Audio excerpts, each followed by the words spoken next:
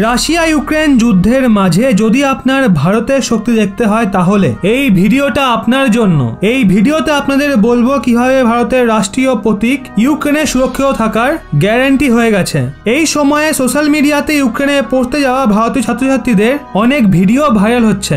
এই সমস্ত ভিডিওতে ভারতীয় পড়ুয়াদের এটা বলতে দেখা যাচ্ছে, আমাদের গাড়িতে পতাকা দেখে আমাদের সম্মানের সঙ্গে বর্ডার পার করানো হচ্ছে। ওই সমস্ত পড়ুয়াদের জন্য ভারতের রাষ্ট্রীয় পতাকা একটা প্রেরণা হয়ে উঠেছে। আপনাদের বলে দিই, ভারত সরকার অপারেশন গঙ্গার দরুন এয়ার ইন্ডিয়ার ফ্লাইটের দ্বারা রেস্কিউ অপারেশন চালাচ্ছে। কেন্দ্রীয় মন্ত্রী জি কিষান রেড্ডি বলেছেন যে সমস্ত ভারতীয় পড়ুয়ারা ইউক্রেন থেকে অন্য দেশের সীমায় আসছে তারা গাড়িতে ভারতের পতাকা লাগাক। ইউক্রেন থেকে বেরিয়ে আসা সমস্ত পড়ুয়ারা নিজেদের গাড়িতে ভারতের পতাকা লাগিয়ে বা নিজেদের হাতে পতাকা ধরে প্রতিবেশী দেশের বর্ডারের দিকে এগোচ্ছে।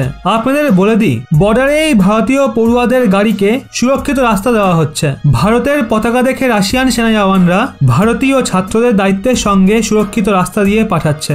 ভারতীয় পতাকা লাগানো গাড়িগুলোকে সুরক্ষিতভাবে বের করার জন্য রাশিয়ার সঙ্গে সঙ্গে ইউক্রেনের সেনাও সাহায্য করছে। যুদ্ধের সঙ্গে মোকাবিলা করা এক দেশে ভারতীয় পতাকার এমন সম্মান দেখে আজ সমস্ত ভারতীয়দের বুক গর্বে চওড়া হয়ে গেছে। আপনাদের বলে দিই, ভারতের ছাত্রদের ইউক্রেনের প্রতিবেশী দেশ হাঙ্গেরি, পোল্যান্ড এবং রোমানিয়ার রাস্তায় ভারতে নিয়ে আসা হচ্ছে। কারণ রাশিয়ার হামলার পর ইউক্রেন তার এয়ার স্পেস বন্ধ করে দিয়েছে।